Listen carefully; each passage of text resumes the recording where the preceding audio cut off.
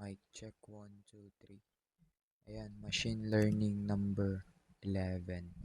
For machine learning number 11, it needs a 3 VM, client, defender, and then the attacker. So, for the client, ang IP nito ay 192.168.20. And then, for the defender, ang need nito ay 192.168.100.10. And then, for the attacker, 192.168.100.99. So, the first thing you will need to do is punta ka sa client. Upon client, Windows R, and then CMD, then Control-Shift-Enter to run it as administrator. After running this as administrator,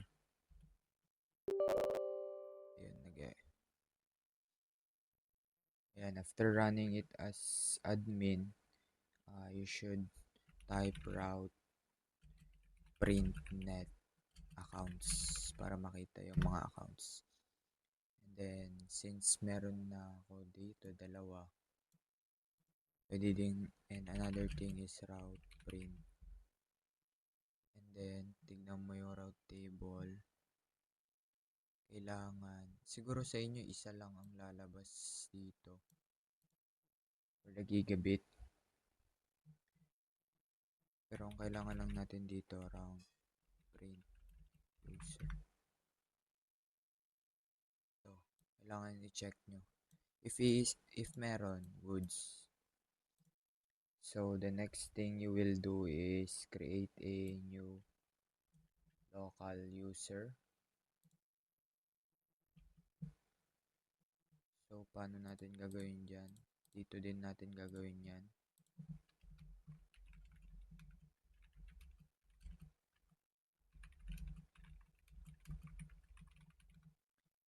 Ang kailangan nating i-type dito sa may CMD is net user.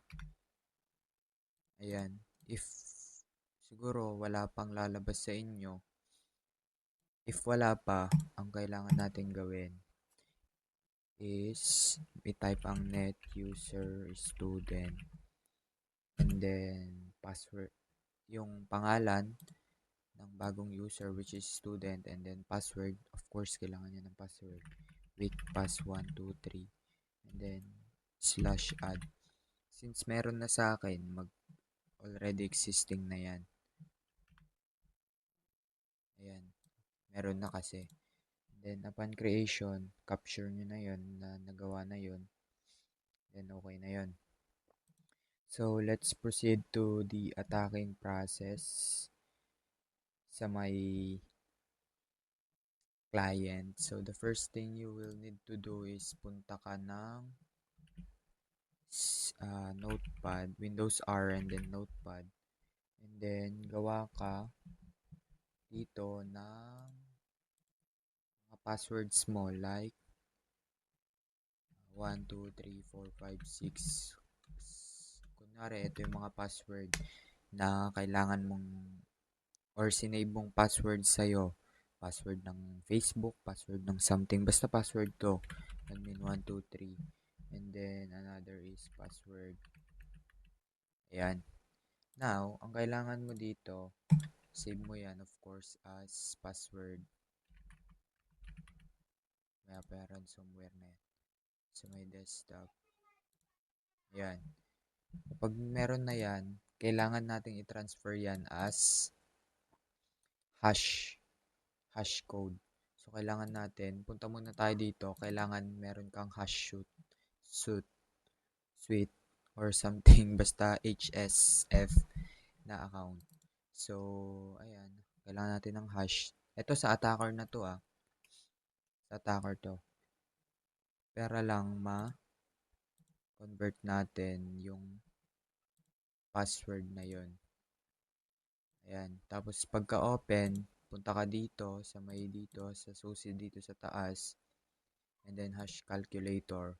Punta mo lang yung mga tinype mo doon, yung 1, 2, 3, 4, 5, 6. Ayan. And then, ikakopy mo tong NTLM dito sa Windows client. Gagawa ka ng panibagong ah, text documents na naman. Hash. Pangalanan mo siya ng hash. Yes. Yan na lang. And then, paste mo dito as, ba yung na-paste? Ayan, basta ipipaste mo tong mga to. Itong mga code na yan. Yung 32, chu, chu, chu. Parang yan. And then, pa yung mga nilagay natin. Admin 1, 2, 3. Copy mo ulit yung ano. Or, yan. Then, yung isa is password.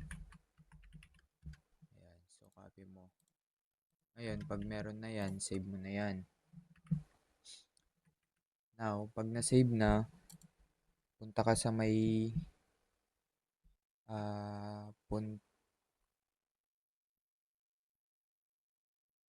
punta ka sa may Windows client.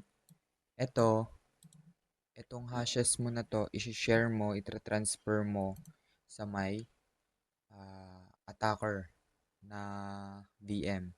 So, paano gagawin doon? Kailangan mo lang ng flash drive, either flash drive or shared folder. Kapag may shared folder ka, gamit mo lang dito. Pero ako, naka-shared folder ako. So, ang kailangan ko lang pumunta dito sa network, then VM shares. Ayan. So, ito na. Kunwari, nakopy mo na. So, i-access mo na siya sa may attacker. So, punta ka ulit sa VM share. Tapos, hashes. O, ito. Kunwari, nakuha mo na yan. Open mo ulit tong hash suit. Sa attacker na to ha. Okay, malilito. Attacker na to. Kunwari sa attacker. Ngayon, ang kailangan natin gawin, ika-crack natin yung password na yon. So, import. And then, from file. And then, hanapin mo na. Kunwari, ito hash. Ito ata yun. Then, okay lang. Then, ito na yung mga hash na yan. Once na na-import na, close mo lang yan. And then, just click the start. And then, it will automatically start the hashing. Wait mo lang matapos to. Ayan, parang ganyan. Mag-hash na siya.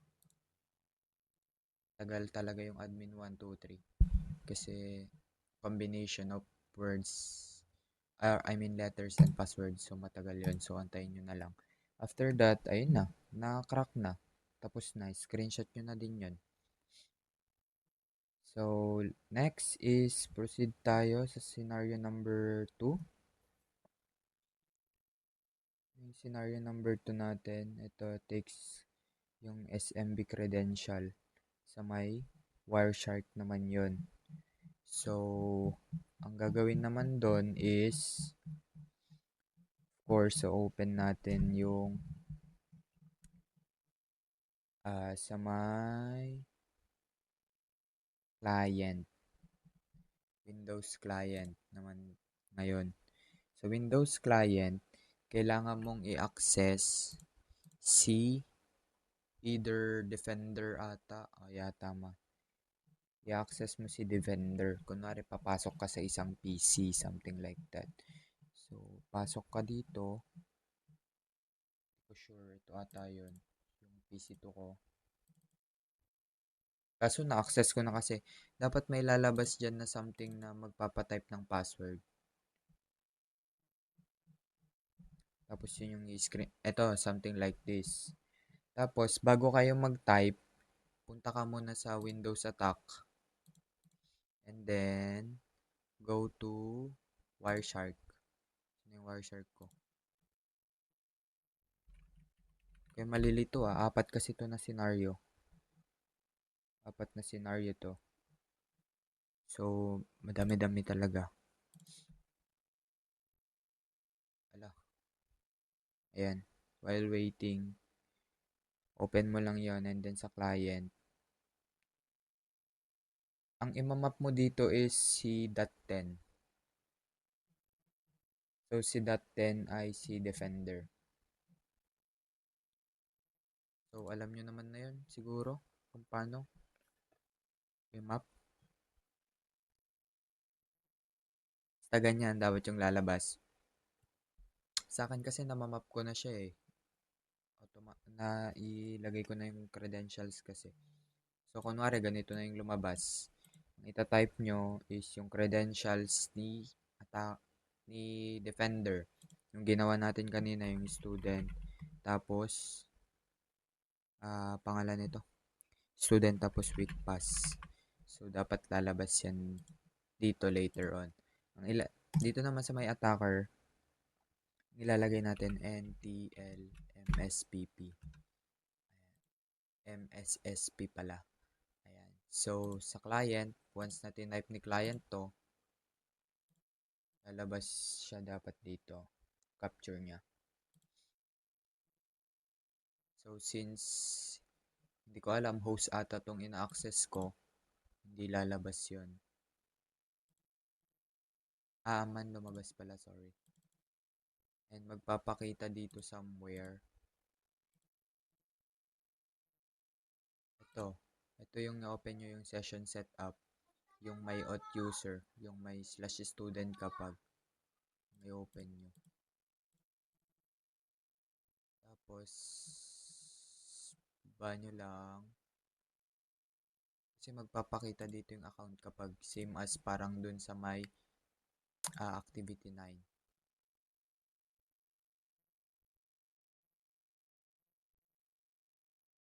I guess, wait lang, gamitan na lang natin ng eto, kung hindi naman lumabas yung defender dito, pwede naman natin gamitan lang ng CMD, of course.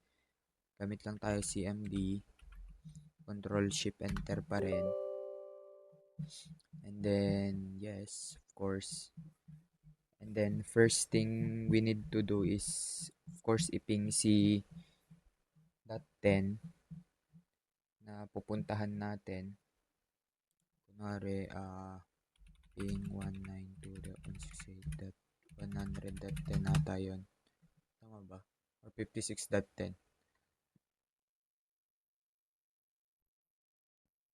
Ayun, nag-request timeout kasi tapos na ako ng mitigation. Pero, pag nag-ping yan, dapat magpiping yan. Nakamitigate na kasi ako eh. Let's say nag-ping siya. Once na nag-ping, ang gagawin nyo is ita-type net use z then / yung IP 192.168.100.10 /share and then /user yung student and then week pass 123 /persistent no. Ayan. Then magpapakita the command completed successfully dapat to. Pero sa tingin ko sa akin mag-fail to kasi na-mitigate ko na siya. Then lalabas ulit siya dito which is magpapakita na kapag yung user niya and then yung full ano niyan dito. Full details. So medyo matagal lang siya. Kasi either na ano ko na mitigate ko na kasi siya. So ayaw na. Pero under siya sa NTLMS. SMB yun. Labas siya kapag dito. Screenshot niya kapag ay something like this. Makita ko na lang. Ayan. Ito. Ganito ang screenshot niya kapag. Ayan. Tapos yung password niya is ito. Itong session key. Naka-NTLM lang siya. I-decrypt na lang yan gamit yung hash calculator. So, yun. Pag nakita na yon, yun lang naman ang screenshot dito sa activity na to. And then, let's go next to the ransomware. Basta once na nagpakita na yun, yung pinakita ko yung may student, yung username, yung hostname, yung session, something like that. Basta nagpakita yun. Diba? Ayaw na dito kasi na-mitigate ko na kasi. So, let's go to the ransomware. Dito, of course, gawa ka ng ano mo lang, ng new folder. Either kahit saan na, pwede kahit saan, local disk or something. And then, pangalanan mo lang. And then, after you create a new folder, gawa ka ng file na gusto mo. Kunwari, yung password mo. Passwords.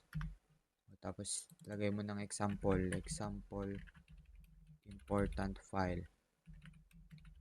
Ayan. Kunwari, yan yun. And then, since, save mo lang. And then, since yung ransom kit ay hindi siya gumagana and may bayad siya, and yung nakalagay sa module natin ay wala na, kailanganin lang natin gumamit ng script na lang. So, enable to do that, new document, gawa ka lang ng new document, text file, and then, pangalanan mo siya encrypt. Encrypt. Ayan. Tapos, ito yung dapat pangalan, .ps1. Ay, ayaw na mag-type. .ps1 dapat. Ayan. And then, sa loob nito, ilalagay mo yung mga codes na ito. Kalak na kasi itong mga to eh.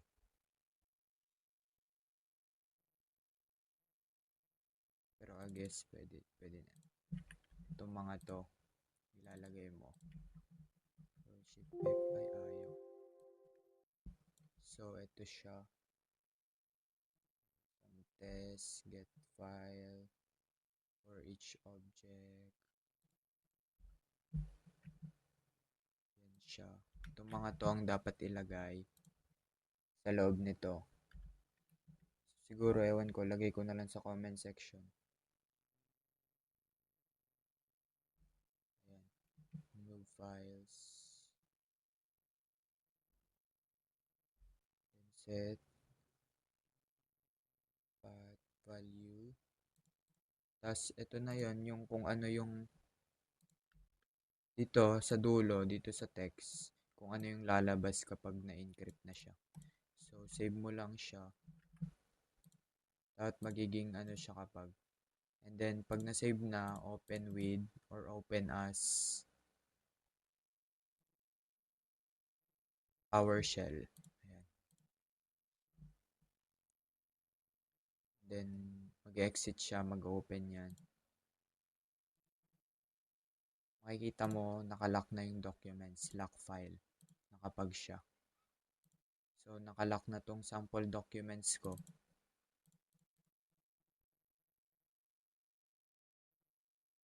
So, try natin ulit mag-lock ng panibago.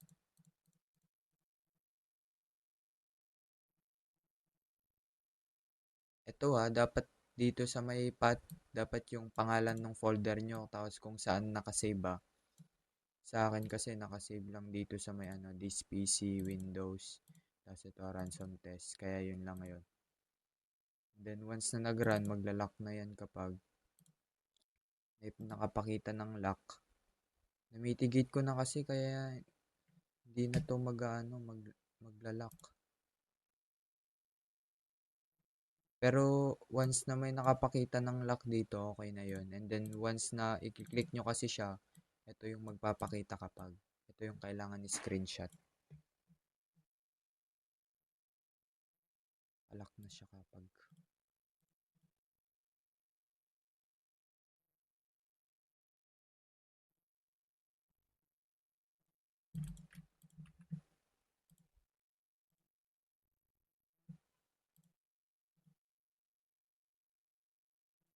Try ko ulit. Ayan, full name, content, get content.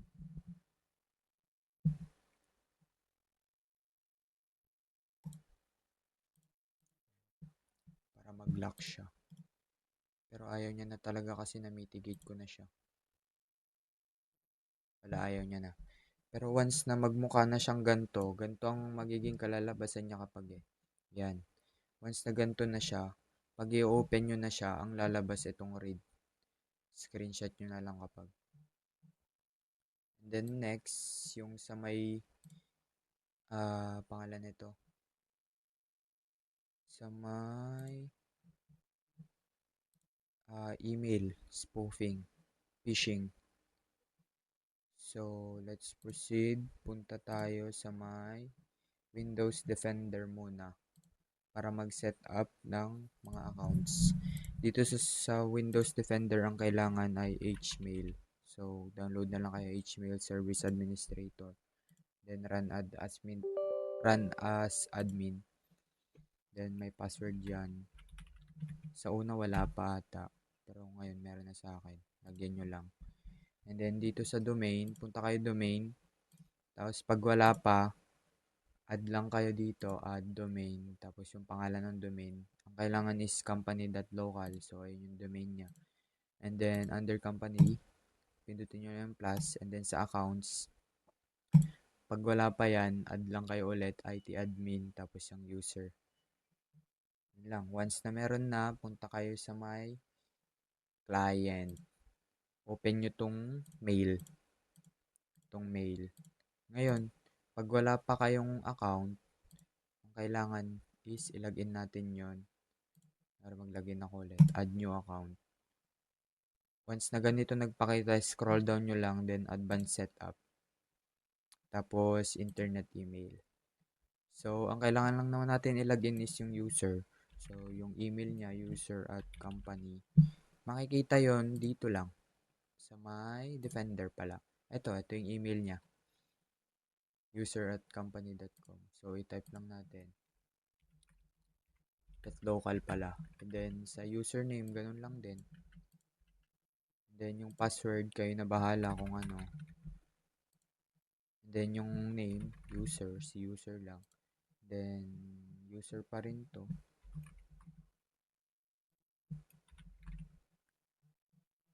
So, ang kailangan ilagay dito, incoming email server. Kung ano yung kwan ni server. So, ang kay server, 192.168.100.10 si server. And then, choose account. Choose nyo lang yung IMAP4. And then, another is yung outgoing kay server pa rin. 100.10. Then, itong mga to ay i-off nyo. Ayan, off nyo yung mga yan. So, dapat naka-off yung mga yan. Once na naka-off, sign in lang. Meron na kasi ata tong akin. Ayan, meron na kasi. Ito na siya. So, once na yan, of course, ready na for inbox. Let's go na kay... Anong pangalan nito? Kay attacker. Tayo kay attacker. Si attacker ang gagamitin natin. So, nasa may module naman yung yung kailangan mga isend. So, punta tayo CMD. And then, telnet. Tapos, 192.168.100.10. Hindi, kulang. Dapat ilalagay yung port pala. 23. 23 ang port tatandaan. 23.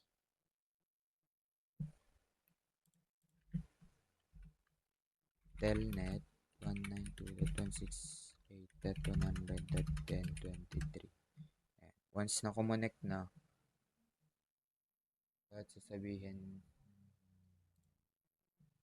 or pwede din naman natin gamitin dito. So, parang ganyan. Telnet.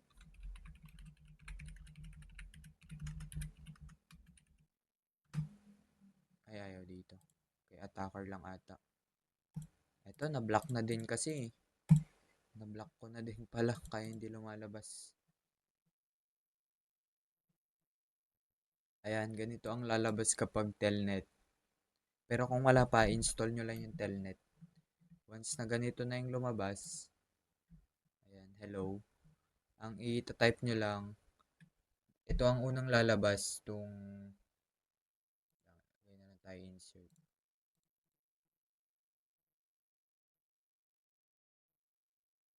Yan. Ito ang unang lalabas dyan. Once na lumabas yan, ita-type nyo to. Hello fake domain .local. Yung domain na nilagay. And then next, mag-hello siya and then ilagay mo na mail from kanino manggagaling yung email nung nilagay natin itcompany.com and then ayaw yan. Ito yung pinaka bawal dito. Bawal magkamali dito. Kasi once na nagkamali ka tapos space mo, error na agad yun, ayaw na. Ganito nang lalabas. So you need na ulitin.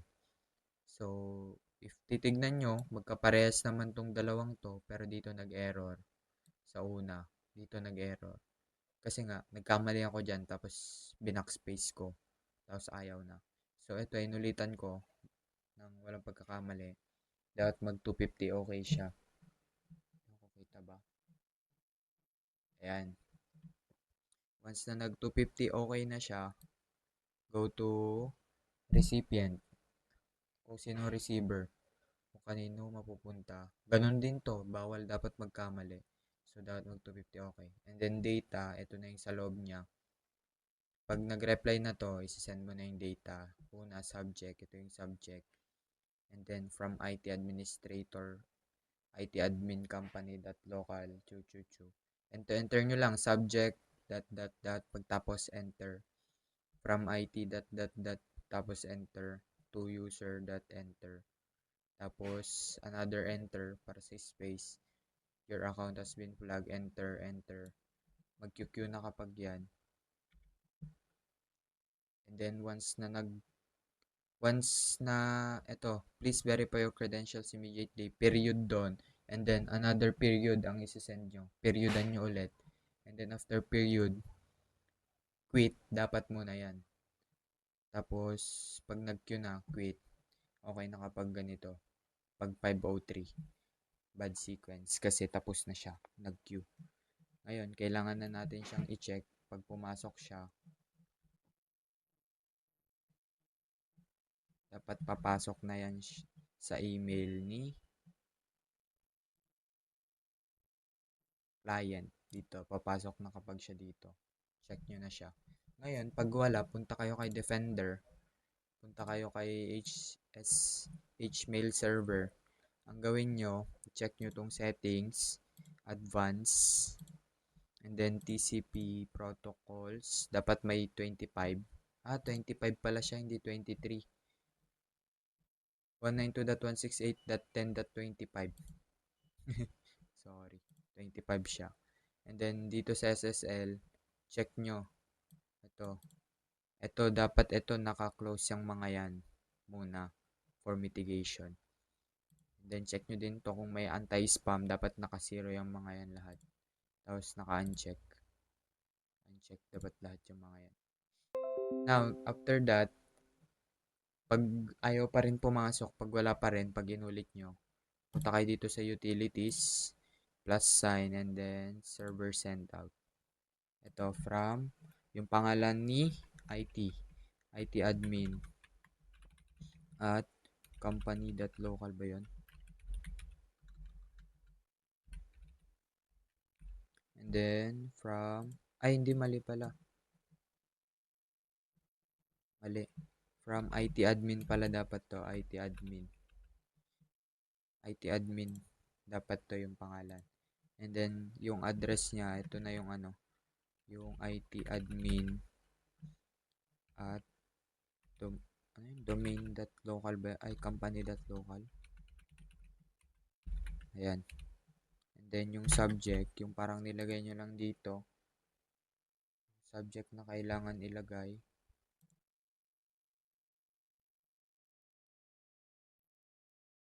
Check ko lang ulit yung ilalagay doon.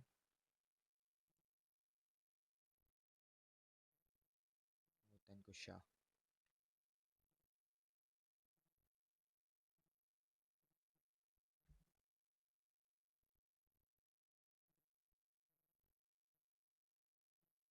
Ito pala. Ang kailangan ilagay ay security alert.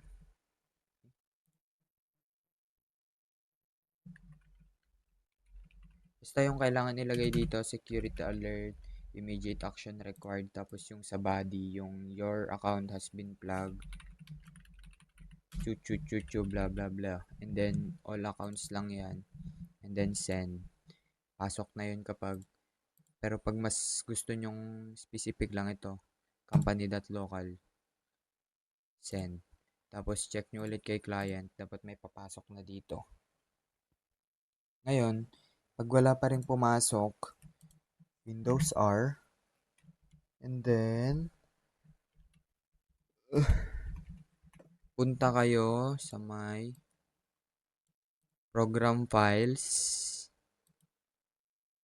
Ito. Ito ang kailangan puntahan. C drive. Isahin na nga natin. C drive sa this PC. C drive. And then, punta ka ng program files 86. Hanapin mo si HMail server. Ito. And then, punta ka kay data. And then, company local. And then, kay user. Ayan. Once na naka-user ka na, ayan. Hanapin mo na dito yung email na nasend kapag. Kasi ito yun. Parang ito example. O, ito na. Ito na, may pumasok na. Ito, parang ito. May papasok dapat. O, ayan.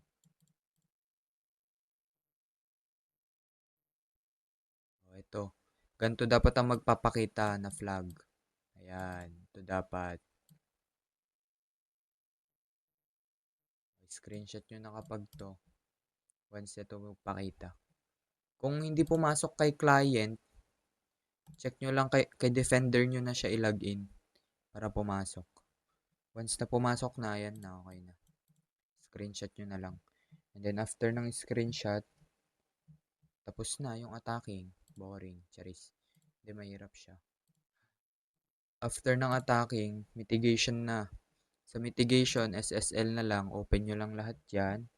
And then, sa may anti-spam din. Ayan. Maglagay lang din kayo ng threshold value nyo. Open nyo lang yung mga yan. Kahit ano ilagay nyo dyan. Go automatic naman yan eh. And then, after anti-spam, double check nyo ulit sa server. Ngayon, dapat wala nang magsisend dyan. Na ganun. Pag may mag-send man, ang dapat lalabas na ay yung legit. Ito, ganito na siya kapag legit na. Hindi yung peke. Ito yung peke eh. Ganito yung peke. So, ayan. After nun is next na tayong mitigation. Wala na dapat lalabas. After mitigation, punta ka na dito sa my HMail admin. Punta ka na dito. Maglalagay na tayo ng password kay Defender. So, punta ka lang ng gpedit MSC. Then, tagal lang. Ayan, okay mo lang computer configuration. And then, kay Windows. After kay Windows, security. And then, account policies. Under account policies, password policy. Tapos, ito, open nyo lang to. Enable nyo. Then, maglagay lang kayo 5. Then, apply. Then, okay. And then, minimum password 12. Apply, okay. And then, ano pa ba yung pinaglalagay ko? Ito. Hindi pala. Ito, password meet complexity. Enable nyo lang. Then, apply, okay. After nun, punta kayo ng CMD. Then, CMD, control shift enter. And then, GP update /force. mag-updating siya. Tapos, computer policy update has completed. Ayan. After nan, okay na. Punta ka ng PowerShell naman. PowerShell. Control-Shift-Enter din. And then, yes. After nyan ay type nyo lang tong mga code na to. SMB server configuration dash encrypt data /true. Ayan. Then, maglalabas ng confirmation yan. Yes to all nyo lang, A. And then, after nun, okay na. And then, restart service LAN man server. Magre-restart na yan. Okay na kapag. And then, next mitigation is yung BitLocker. So, sa BitLocker, control. Tapos, sa my system security, and then, ito, BitLock. I-enable nyo lang siya dito. Once na na-enable, next, enter password lang. And then, kapag after enter password, pag magpapano ng recovery key na, yung piliin nyo is yung print. And then, sa may print to PDF. Pwede ba i-turn off to? Gawin ko na lang ulit. Ayaw ata, ang bagal. So, I guess ayaw niya. Pero ganun lang yun.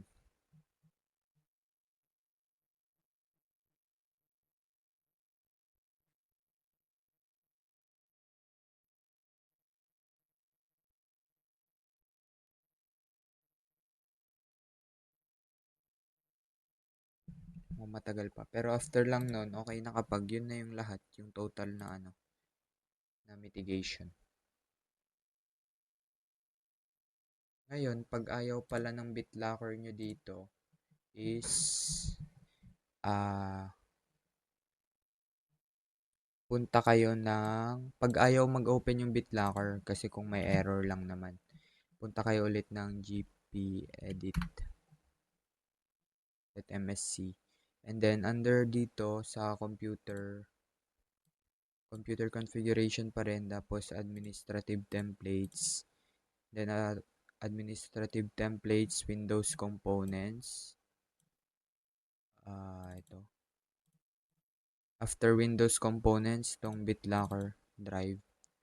And then after BitLocker drive is operating system drives. After operating, yung enable, hanapin nyo lang yung required additional pala. Ito. At startup. Double click nyo lang to and then enable nyo lang. Naka-not configure kasi ata yan. After enable, apply, then okay. Then, ewan ko, paparestart niya ata. Or hindi. Kapag hindi siya nagpa-record ng restart, enable nyo na ulit. Then, after enabling, next nyo lang and then save nyo lang yung key. Screenshot nyo yun. Then, after nun, okay na.